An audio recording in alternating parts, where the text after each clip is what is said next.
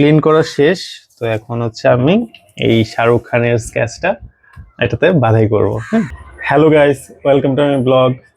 আজকে আমি আমার যে আঁকা শাহরুখ খানের চারকোল স্কেচটা আছে সেটা ফ্রেম করে দেখাবো যে ফ্রেমগুলো কত জোস লাগে। তো দেখো, এটা হচ্ছে শাহরুখ খানের স্কেচটা। এটা আমি এঁকেছি চারকোল পাউডার দিয়ে। আর এটা আজকে এই ফ্রেমটাতে ফ্রেমিং করব। দেখো, যদি কাছ থেকে দেখাই, টেক্সচার গুলা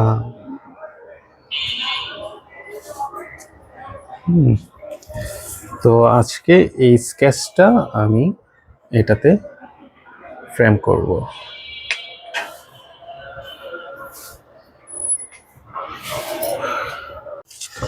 তো চলো শুরু করি। তো এটা হচ্ছে শাহরুখ খানের স্কেচ আর আমি এটাতে বাধাই করব। এই ফ্রেমটা এটা আমার আগে ছিল বাসায়, তো এই ফ্রেমটাতেই আমি বাধাই করব। তো চলো শুরু করি। প্রথমে আমি এটা সরিয়ে নিই।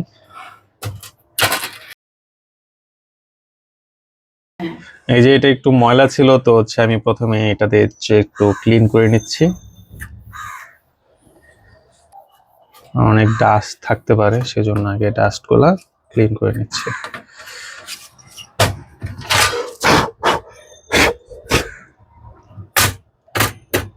তো ক্লিন করা শেষ। তো এখন হচ্ছে আমি এই শাহরুখ খানের স্কেচটা এটাতে বাধাই করব। তো এটা করার জন্য কি করব, প্রথমে এই যে স্কেচ ফ্রেমটা আছে, এই ফ্রেমটাতে প্রথমে দিয়ে দিলাম। তারপর এই বোর্ডটা দিয়ে দিব। দেন এই যে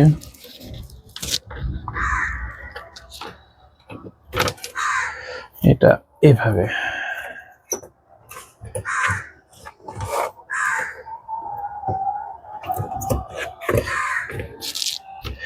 এই যে হয়ে গেল। তারপর এটা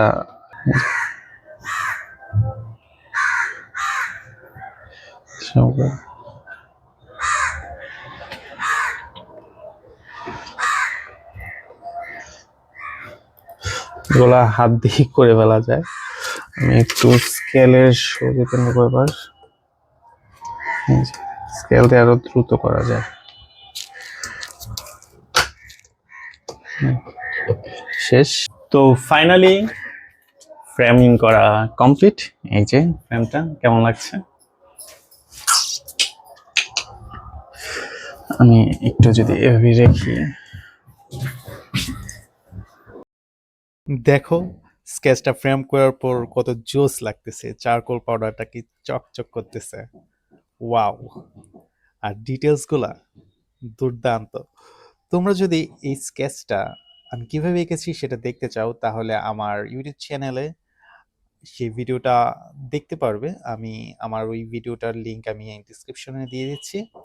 তোমরা সেখান থেকে ক্লিক করে বা আমার চ্যানেলটা ঘুরে দেখলে তুমি হচ্ছে এই স্কেচের ফুল টিউটোরিয়ালটা পেয়ে যাবে, সেখান থেকে তুমি দেখতে পাবে। আর হ্যাঁ, অবশ্যই আমার চ্যানেলটা সাবস্ক্রাইব করতে ভুলবে না, তাহলে হচ্ছে নেক্সট আরো যে টিউটোরিয়ালগুলো আসবে সেগুলো তোমরা দেখতে পারবে। তো আজ এই পর্যন্তই। ভালো থেকো, টাটা।